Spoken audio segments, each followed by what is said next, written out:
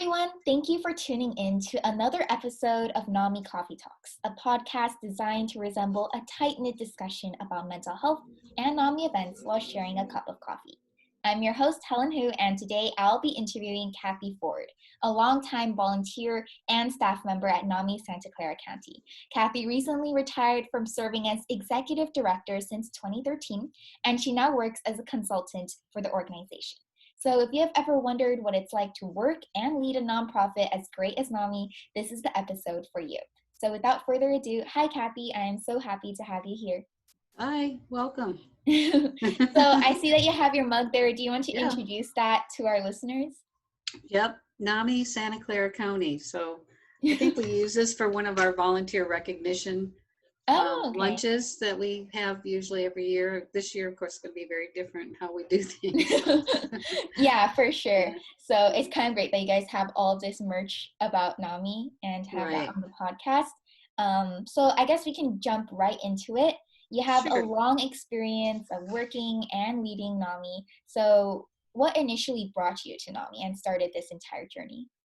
Okay, so what brought me to NAMI was my family members. So I have a sister with a serious mental health challenge, and then my son started developing symptoms. I couldn't recognize them even though it was in my family. And I thought I knew something about her illness. I couldn't recognize it when he was a junior in high school.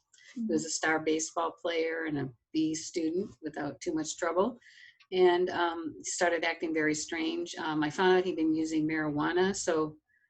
And later I found from a psychiatrist that a lot of self-medication with marijuana for bipolar disorder is pretty common. So that's what brought me to NAMI. My parents were already involved with NAMI because of my sister. My mom worked on the warm line. So I kind of knew about it, but, I wasn't as involved. And then when my son, became ill, it was very different experience than being a sibling. And after a couple years, my mom called one day and said, "Hey, there's a class starting for families. Maybe you and John would like to join it." And so we took the first family to family course here, and it was a godsend. Meeting other families, getting a really thorough education about mental illness in general, about our experiences as family members and how we can improve things through problem solving and communication skills and empathy workshop.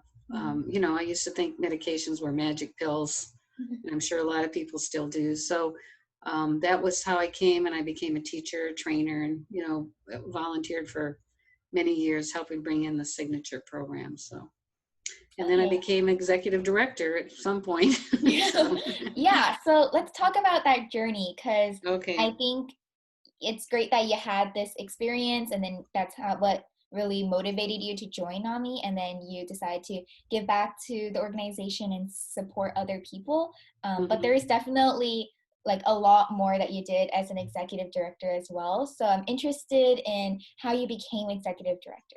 Okay. Well, I was involved on the board for many years because a lot of nonprofits, you start off with, you have a group of volunteers. So that's definitely where NAMI was at when I joined.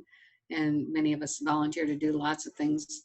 And they kept asking me to be president, and I was just too busy. I had my own business, and plus managing a lot of the education programs that were being developed. And so finally one time they asked me, I said, well, one condition that I can start hiring people to run the programs. And they agreed to that. So I was president for a couple years. I realized that, when I was doing the education programs, I was pretty self-sufficient. I worked with a lot of people. I never, bothered the president or anything. But when I became president, I realized a lot of people did depend on the president. It was a lot of work. It was, almost a full-time job. So in addition to hiring, people to start running the different programs and coordinating them, it was learning about the entire organization. And even though I knew, quite a bit about it, it was a lot different being in that position. So that's when the topic came up of, getting an executive director. And we did have a couple people who didn't quite work out for one reason or another. And then, I became an interim executive director and then an executive director in 2013. So that's how I got to that place. And it was a really great ride doing that. But I also realized my experience, because I have small business background. Mhm. That's what I applied a lot of my experience to, setting up the structure. Mhm. That NAMI was getting too big also, and a lot of responsibility and a lot of work. And Mhm. I'm retirement age, so Yeah. I knew there was going to be a time to retire and pass the baton. So that just Okay. happened in the spring. So Yeah, cool. So I guess when you became executive director, that was also like a big growth opportunity for you. And mhm. I'm sure as executive director or any leader, you always see like growth opportunities within the organization you're leading. So other than hiring more people and making NAMI more like bigger, were there any other areas of change that you noticed that you wanted to work on? Well, I think communication is always a big part of any organization. Mhm. People have different personalities, and come from things in a different way. We have Mhm. different ways of expressing ourselves. So it became clear that we had to start staff meetings and become more cohesive team. Instead of everybody working in their little silos. And we developed as a team. Guidelines to do that. What would it take to everybody work together and be a good team. And we spent several weeks, maybe even a couple months on it, and came up with what we call our aspirations. And a lot of it is just basically having respect for each other. We're not all going to be best friends, and all of that, but you have to have a certain respect and communication, and how, if there's an issue, that work it out with the person if at all possible, and how that process works. And I think over time it did really take, things always take time. That was one of the really good things that came out it. Our person that does hiring now, they give the aspirations to every person that comes in, and they read them and they go, wow, I really like this. And they are aspirations, because we're all humans, right? And Yeah. so things do come up, and we just kind of always refer back to the aspirations, and how can we work this out? I always say too at NAMI, everyone here has taken one of our classes. That's a basic requirement Mhm. usually to work here and have any kind of volunteer position. Mhm. And everybody is dealing with mental health on some level or another. And so Mhm. if we can't make it work here, where can we make it work, right? So, Mhm. and we know that there's still a lot of stigma in workplaces, and Mhm. people don't understand how to do accommodations and that sort of thing. So that's our goal, is to make it work. And we have a very good staff here and volunteers. Everybody seems to get along real well. So Yeah, that's great. yeah. So it's kind of like bringing light to things that you have to have like a supportive community within NAMI in order to, have a supportive community to other people in our community. Right. So I'm kind of interested in this idea of aspirations. Can you give an example to our listeners of what one of the aspirations are and how that Well, is applicable? the ones that come to mind are being respectful Mm. to each other. If there's a problem, that you work it out, like I said, with the person. And that you try to be a team player, work cooperatively with Mhm. with other people. Those are, I think, the top things that stick out for me. Okay. Is Yeah. are those. Hmm. And I think those are kind of like rules that people should just abide to in any situation. It doesn't have to be Right. when you're No, working. basically, Yeah. yeah, I'd like to see more people have aspirations in politics and in other areas too, right? Yes, yeah. And it's about compromising a lot of Hmm. times too. I mean, and understanding what somebody's work is and what your work is, and how do you, um, work together, but still, manage whatever you're supposed to be managing. So, Yeah, exactly. And I guess one of my questions after that is, so NAMI Santa Clara County has a certain system, and you guys have programs such as you have the face-to-face class, and then you also have NAMI FaceNet. But NAMI Santa Clara County is just an affiliate of NAMI in general. So what is the connection that you have between NAMI affiliates, and what are some things you share? Like, do you help each other out, or what is it like? Mhm. Well, it's an interesting organization because it's very grassroots, and every NAMI affiliate is their own 501c3.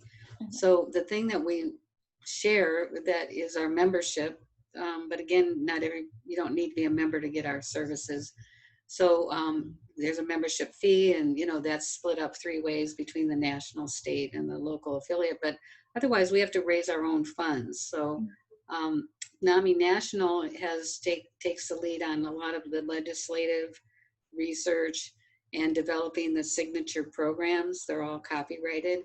So they're developed at the national level. Again, all the input into all of our programs always takes into account the peer element, because we are peers. That's what NAMI is.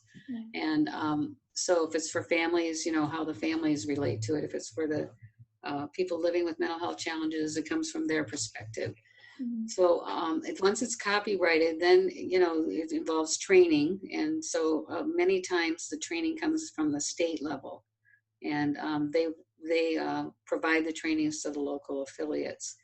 In our case, we got a very active board and people who wanted programs before they got to those stages. Mhm. When we found out after Family to Family that they were starting the peer-to-peer course, for instance, in 2003, that it was ready to go, we didn't want to wait 2 or 3 years for it to come to California.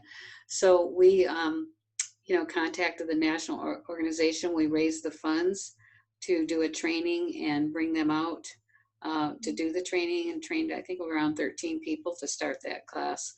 And so we did that with the provider education class as well. Basics, I think we got in on a state training. But Mhm. as these courses have been developed, we've made sure that we were getting them right away as quickly as possible, whether we Yeah. went to the national office or waited for a state Mhm. training. And we also, when we put a training together, we would offer it to other affiliates. We train our people, but if we had room for 2 or 3 more people, we would do that. Okay. So, anything that's done here, you have to go through a training, whether you're doing a support group or teaching a class, doing a presentation, like in our own voice, sending the silence. Mhm. So, that's how they relate to each other. And then, we rely on the state to try to bring us trainings. But like I said, if the money's not there or whatever, then many affiliates will band together and do a training to, because you constantly have to be training people, because after a couple of years, people move on, they Yeah. want to do other things. So you always are looking for new people to tell their stories and teach classes, help Okay. support groups.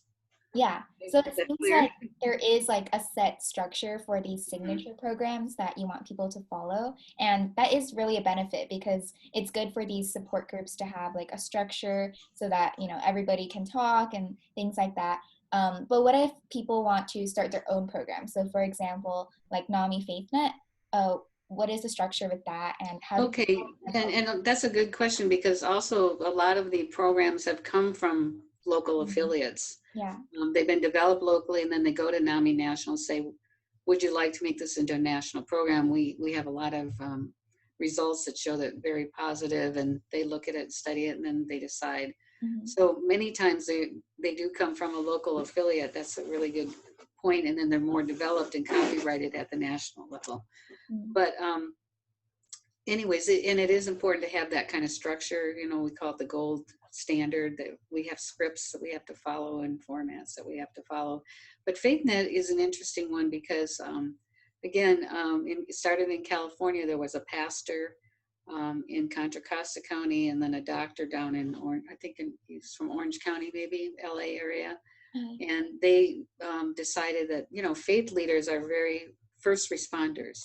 Mhm. And this was in the early 2000s. So they kind of started talking about FaithNet and the importance of NAMI affiliates to try to bring in faith leaders and educate them And it didn't ever really get a real formal structure. There's a lot of information on the national site. They never had the funding, I think, to really develop it into a structured program. Mhm. So, at the national conferences, they always have a workshop, and people who are doing FaithNet will come and share things that, we learn from each other. Oh, Mhm. yeah, that's a good idea. Well, I'll Yeah. try that. But we started having lunches here. We had no funding, and inviting people who took our classes, came to support groups that they were involved with the Mhm. faith community to think about coming to this lunch and bringing someone from their organization that might be interested in learning more about mental health. Mhm. And we did that for a few years, and we saw a lot of growth in different communities with not much help from us, really. Mhm. We share our resources, and they could refer people to us. They could take the provider education class and get an inner voice presentation, but seen a lot of growth from just having those lunches. And so Right. our county came up with a grant opportunity to expand on that. And so we have quite a large grant. We've hired 15 people from various ethnic communities, because there's a lot of underserved Mhm. communities. And so we're working on it. It's been a little difficult with the COVID, but we're starting to pick up speed again, I think, Okay. with our approach. But Mhm. yeah, and then we have our peer mentor program that is our own local program that we started with Peer Pals. And now we have grants from El Camino Hospital. We work with people leaving the hospital, where they work with a mentor Mhm. for up to 4 months to help them get back in the community and someone to talk to. And, Yeah. they share their hope and about recovery and wellness. And hopefully they take the peer-to-peer course and Mhm. come to support groups, ours and other ones, just to know they're not alone too. Mhm. So, Yeah, and so it's definitely really amazing to see how like NAMI has evolved over time and then also been able to reach more people because now NAMI is, such a big organization around the yeah, country and you guys are still constantly like developing new things and helping more people, which is amazing. I think for like we've talked a lot about NAMI as an organization, but I'm also really curious into learning about how your work as the executive director has changed you as a person and like the overall journey of how that happened. So I'm interested in seeing like, have you ever imagined what your life would be like? Like, have you ever imagined that you would eventually come to work at NAMI and have, such a big impact on other people? absolutely not. It was not in my cards, so to speak. I thought I wanted to be in the travel business, and I owned a travel agency, and I was perfectly happy, doing that. But then, because it's in my family, and the heartache and that I saw my parents going through with my sister and her pain and then it hit me personally. I tell people this is a calling. It's not really something that anybody would want to be involved in. You wouldn't choose to have mental health issues, but at the same time, I just saw how much work needed to be done. There was so much ignorance and stigma. I say stigma is ignorance and fear, and also the value of meeting other families. I always tell people the silver lining for me is I've met so many really good people, Yeah. and I work with a lot of very good people, Mhm.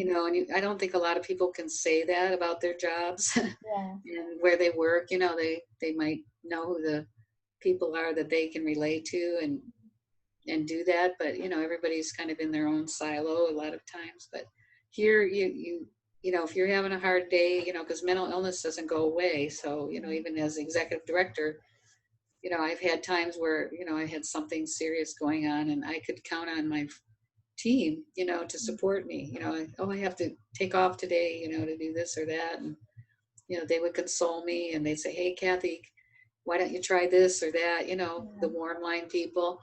So Mhm. we all help each other, and I think that's what is really beautiful about NAMI, Yeah. is that, you know, these people all have their own personal pain, that they've been dealing with, and they've turned it into something, that's really worthwhile. When you help other people, you help yourself. Mhm. And that's what I love about this organization, that I really, and I know that I have friends from my first class, that I took Mhm. 20 some years ago, that, I call them up, they call me up, how you doing? We stay in touch with each other. So, Mhm.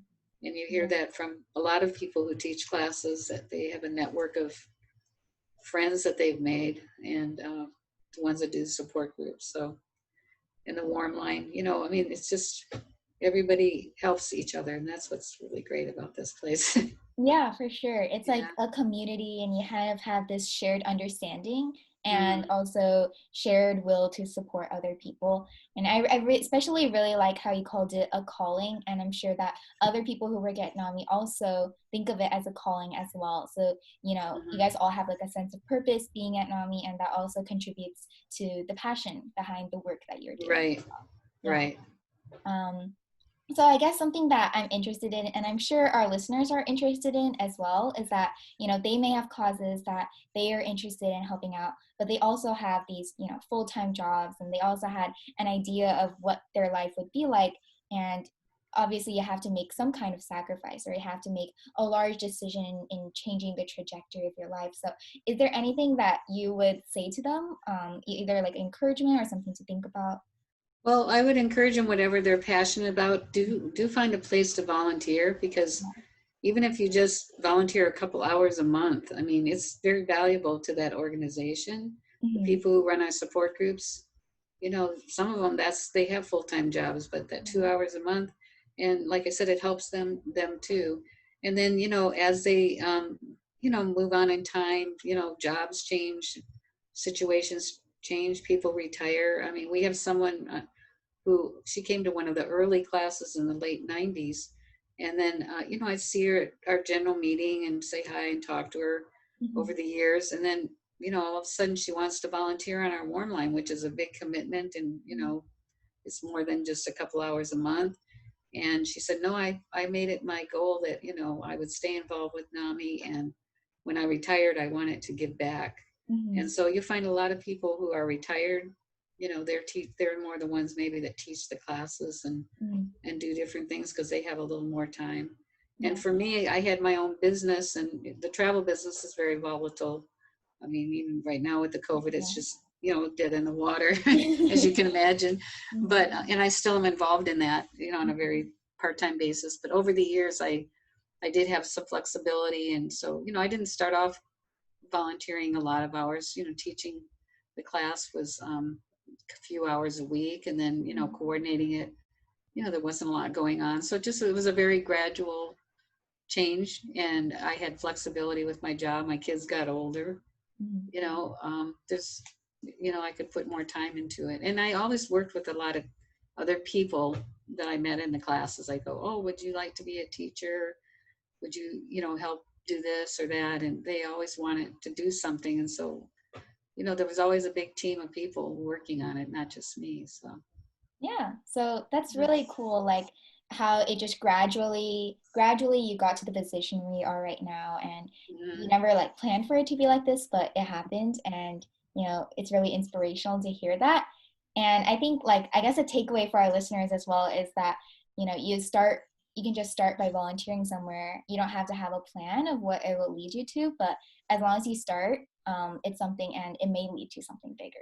Yeah, and many times that organization, as they grow and they get bigger, they do have a part-time or full-time position that you could Mhm. apply for if you have the skills, to do the job. They're happy to have someone they know, and know who, gives to the organization, Yeah.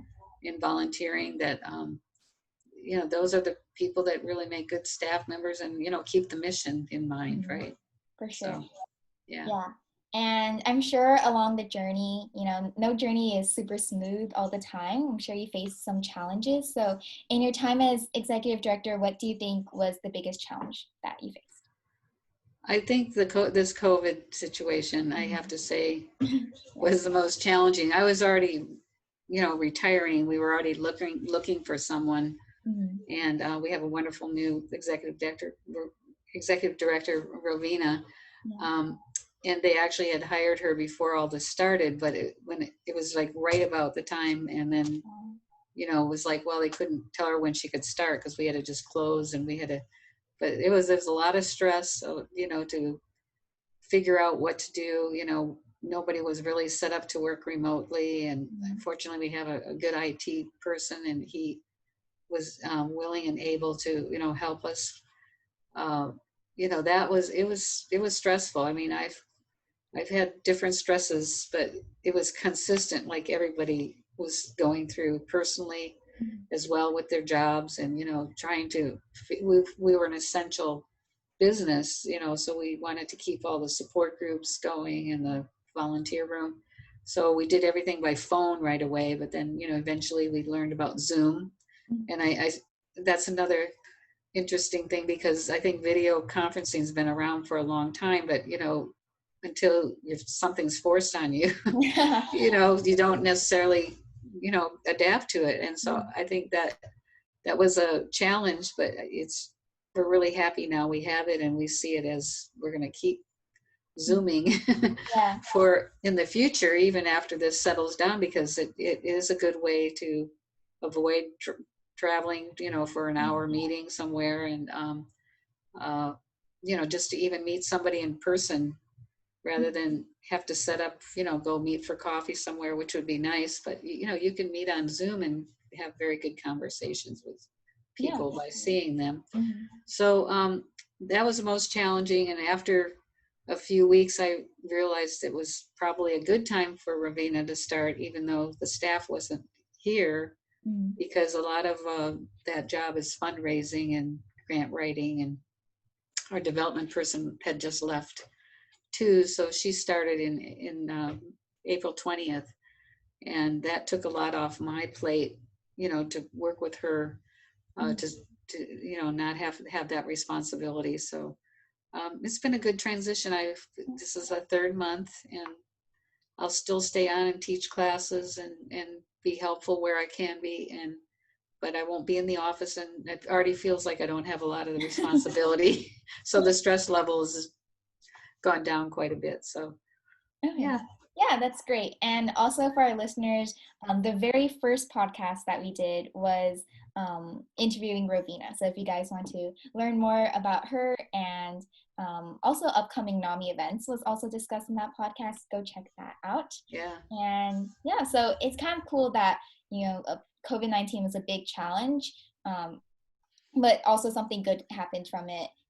Learning how to use Zoom, you can reach more people, it's more convenient, and things like that. I'm actually kind of curious. So did you find out that with the COVID-19 pandemic, less people started tuning in, or more people? Well, at the beginning, I think everybody was in shock. Yeah. And so things did quiet down quite a bit. Yeah. And then people, knew people were closed. So what did that mean? They didn't know we were still answering the phone. So things have picked up quite a bit. And I think, again, another silver lining out of the COVID that I'm hoping for is that people have experienced depression and anxiety now themselves, because I think many people have that never would have a serious mental health challenge, and maybe have a better understanding of that's beyond someone's control, and it's not just mind over matter. And people are talking a lot more about mental health on the news and different things, and even racism, all the things that have been going on recently. People are talking more, and racism is a public health issue, and it affects mental health. And so hopefully, if there's a silver lining from this COVID thing, that could be it too, that people realize that your mental health and physical health go hand in hand, and your brain is an organ in your body. And we don't blame people who get Parkinson's or dementia, seizure disorders, but there's still that underlying, like, you're not trying hard enough, or blaming the victim, that goes on with mental health issues. Yeah. So there's definitely progress, which is good. Yes. And young people like you, I have a lot of hope for the future, because I think young people seem very open to things and not afraid to talk about it, and they hear words and they say the words, and it's that's a good sign.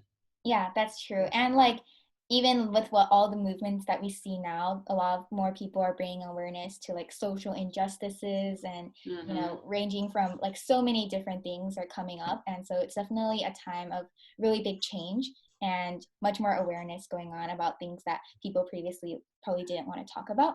So Right. yeah. And people And didn't know about too. I mean, I'm learning things. It's like, wow, we never learned that in history or, yeah, you know, exactly. I mean, so, you know, I think it's good. People are talking more about things. So, Yeah, definitely. And for any of our listeners, I think that was a really good segue. So our next podcast, I'm actually going to be interviewing a high school student about the club that they founded. So if you guys are interested, make sure to subscribe and great. then you can see that one to learn more about what they are doing. And also, I was interested if you wanted to share any upcoming events that NAMI has.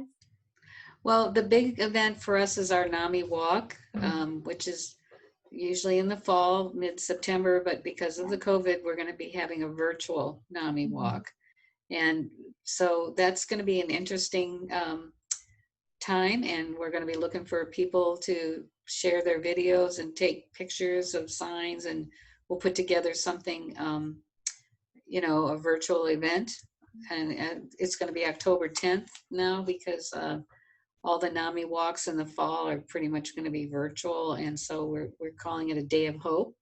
Okay. And it's this is our biggest fundraiser. So it, you know, supports a lot of our local programs. Mhm. So we still need people to help us bring awareness and, you know, uh, get donors, you know, to support them. Mhm. And we'll have a kickoff for that. We normally have a picnic in July or August, late July, early August. So this year we're combining it. We'll have a picnic and it's going to be a kickoff for the walk as well. So Yeah. we'll have, I think that's August 9th, if I'm not mistaken. It's Mhm. a Sunday. And we'll have box lunches here that people can sign up to pick up. And then we'll Okay. have something on Zoom, most likely, Yeah. you know, for the picnic. But because I know a lot of people missing that this year. We usually have about 200 people Mhm. at the local, what is it? The not the Lions. I can't think. Elks Club, Okay. and we have a lot of fun music and rap, you know, raffle prizes. Yeah. Mhm. Anyways, next year, right? We have a lot to celebrate next year. Yeah, for sure. I'm sure everybody Yeah, will have a lot to celebrate. yeah, So yeah, it's cool that you guys have the NAMI picnic, the NAMI walk, kind of adjusting to virtual format, and you know, you never know what's going to happen. So um, I think there it will be still really, really fun and meaningful to a lot of people. And do you want to introduce the new addition to our team? yes. Our new addition to our team is we have just hired Kyle. I'm not going to try to pronounce his last name because I don't have it in writing in front of me, but Okay. hopefully you're going to do a podcast with Kyle because he's a really fun guy and he's going to help plan a lot of these events. He just graduated from San Jose State Okay. and he's going to be working with Rovina, Mhm. and so he'll be, you know, working on these events, and hopefully you can meet him and join in. Okay, yeah, that's awesome. So there's a lot Yeah. more to come. To all of our listeners, we hope that you have been inspired by Kathy's story and learned more about the supportive environment that NAMI provides. As we said in this podcast, serving at NAMI was part of Kathy's calling, and she has found purpose and passion in supporting other people with mental health conditions. We also encourage you to find what you're passionate about doing and embrace the journey that service will take you on. In this podcast, we also discuss some upcoming events such as the NAMI Picnic and NAMI Walk. So make sure to follow us on our Instagram, Facebook, Twitter, and LinkedIn, or check our website to get updates on all of those events. We also have some very interesting interviews coming up with this podcast, as we are branching out to not only interviewing people with NAMI, but also dedicated advocates in the broader mental health community. So to be notified of these interviews, please subscribe to our Spotify, iTunes, or YouTube channel to listen to our future episodes. Finally, Kathy, it was so great to have you on the podcast. I'm sure everybody was so inspired by your long journey with NAMI. Oh, thank you so much. And Yeah, great that you're doing this work. We can't thank you enough too. So, no, thank you so much. okay. All Okay, right. have a great day, Cheers. everybody. Cheers. Cheers.